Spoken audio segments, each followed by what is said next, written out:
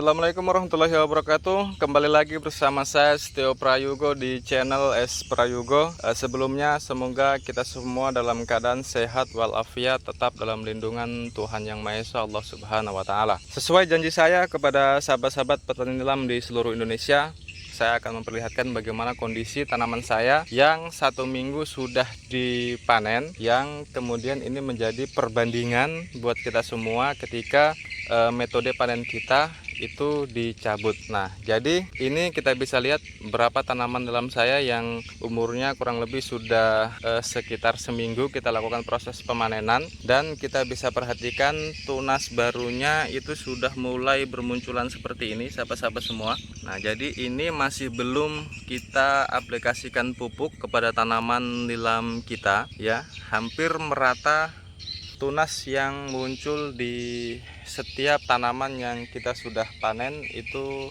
rata seperti ini ya, kepada tanaman saya yang sudah kita lakukan proses pemanenan. Jadi kepada sahabat-sahabat semua, dalam melakukan proses pemanenan saya sarankan untuk membuat tunas yang ada di tanaman nilam kita itu diambil saja sebatas daun. Jadi maksud saya seperti ini, misalnya seperti daun ini.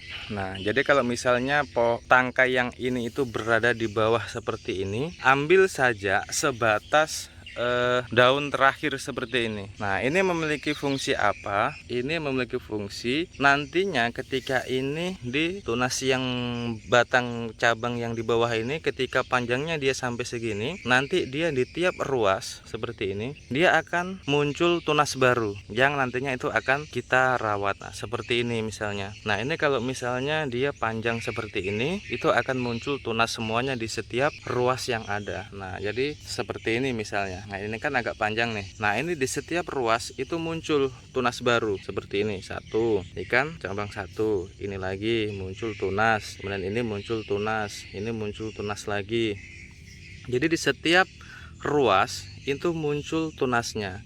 Sehingga jangan memakai metode panen itu yang misalnya ini cabangnya kita potong sampai dari sini gitu, karena nantinya kita akan kehilangan tunas-tunas ini yang kita akan rawat nantinya, yang akan membentuk satu lingkaran yang besar di sini gitu, dengan ruas-ruas yang ada seperti ini. Makanya kenapa metode panen kami kemarin itu kami ruasnya yang di bagian bawah itu masih panjang, karena supaya dia bisa banyak muncul tunas-tunas baru seperti ini. Jadi seperti ini sahabat-sahabat semua. Sisa nanti kalau modelnya sudah seperti ini, kita sisa aplikasikan pupuk untuk menyuplai atau mempercepat proses pertumbuhan dari setiap tunas-tunas yang ada ini.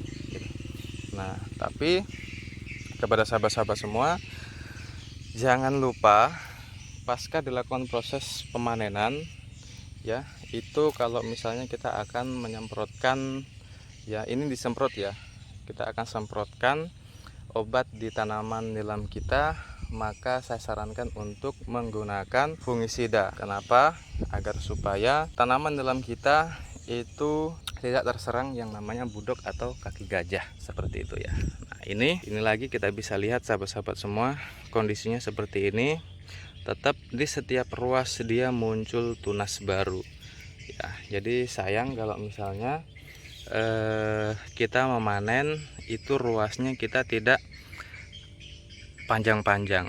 Nah, kalau misalnya ruas yang kita sisakan itu masih panjang-panjang, tentu nantinya akan tumbuh tunas baru yang lebih banyak dibanding dengan ketika kita memanen ruasnya itu kita potong pendek. Nah, jadi ini sahabat-sahabat semua kondisi tanaman saya seperti ini.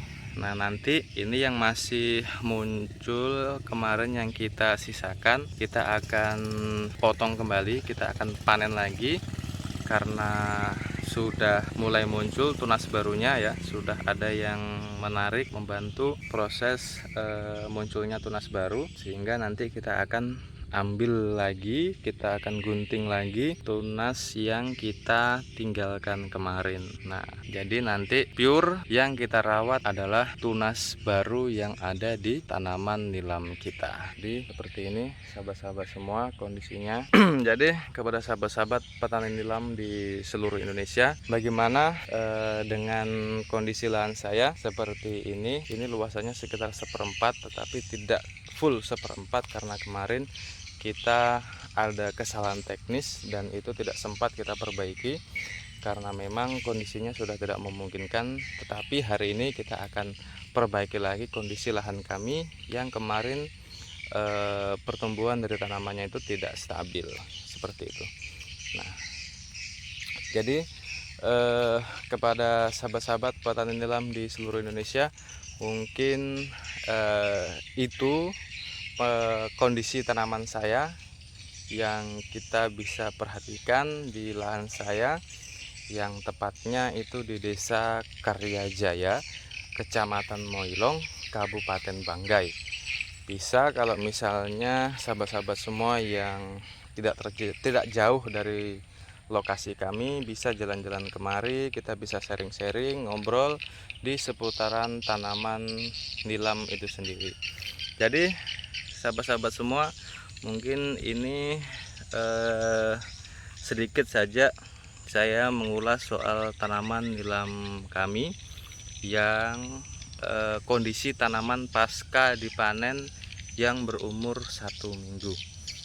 Jadi terima kasih kepada sahabat-sahabat semua. Sekali lagi saya ulangi, kalau misalnya pasca melakukan proses panen, jangan lupa menyemprotkan fungisida yang kemudian nanti dicampur dengan pupuk cairnya. Jadi disemprotkan bersamaan, yang fungsinya untuk yang pertama mempercepat proses pertumbuhan tunas, dan yang kedua bisa mengobati atau mencegah tanaman dalam kita yang terserang kaki gajah atau budok itu sendiri.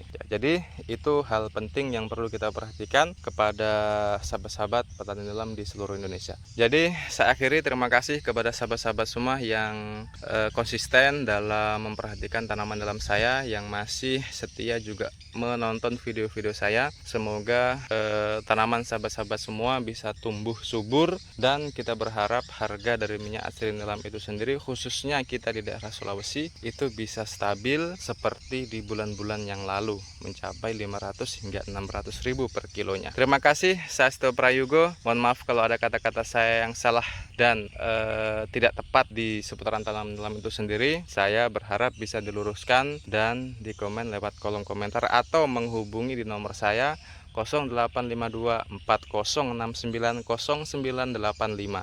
Kita bisa bermitra, kita bisa berbisnis, kita bisa mengekspor bibit yang itu fungsinya untuk perkembangan dari tanaman nilam itu sendiri. Terima kasih. Saya akhiri, wassalamualaikum warahmatullahi wabarakatuh.